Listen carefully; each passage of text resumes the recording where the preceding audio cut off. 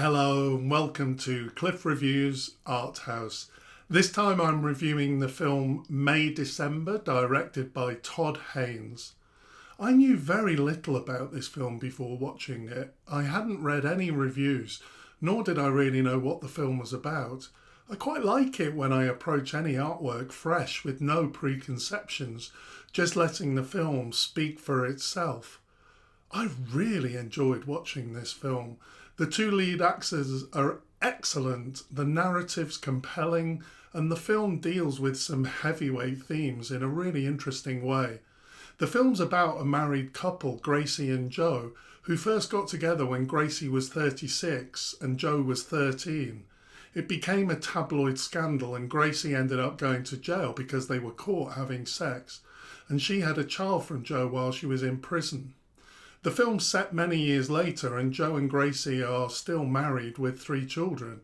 A film is being made about the original incident and the actress playing Gracie, Natalie Portman as Elizabeth, comes to stay with the couple as research for her upcoming role. Gracie is played by Julianne Moore and the two lead actresses are just fantastic. Every scene feels awkward and uncomfortable, even though at face value they appear to be getting along really well. And there's no sense at all in which Elizabeth, the actress, is making any judgments about Gracie. She gives the impression of approaching the part with a truly open mind. The film within the film is coming at an interesting time in their marriage. The last 2 children are leaving home and going to college. Joe became a father at the age of 13, and the film leads us to believe that raising 3 children has kept Joe and Gracie fully occupied.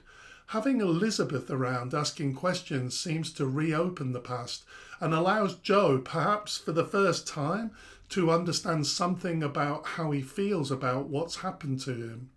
Gracie seems so unapologetic for what's happened in the past.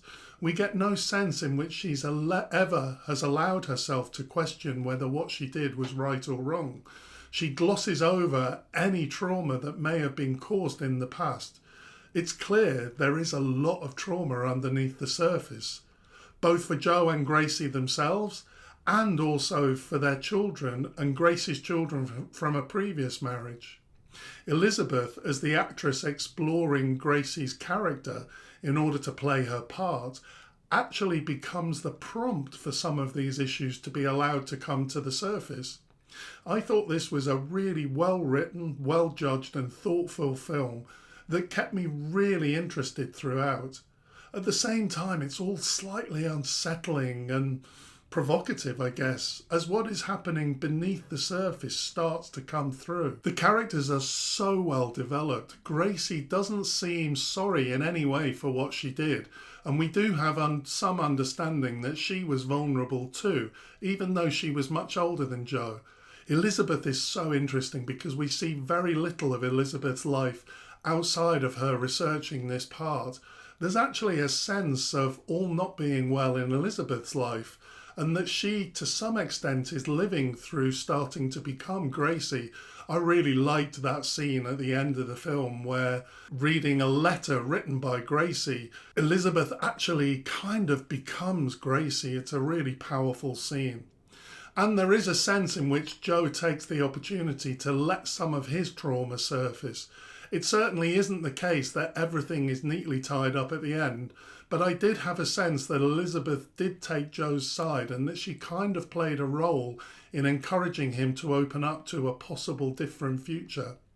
I did find the metaphor of the chrysalis and the butterfly flying away a little too obvious in this regard. I think we got the point without having to see this, but I suppose that given that everything isn't neatly wrapped up, at least the film is giving us some clear hints as to what may happen in the future. Overall, I thought this was a challenging and thought-provoking cinematic experience.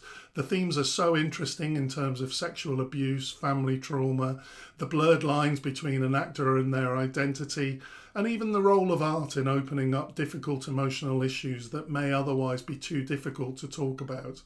I highly recommend this film. Thanks for watching, and I'll see you next time.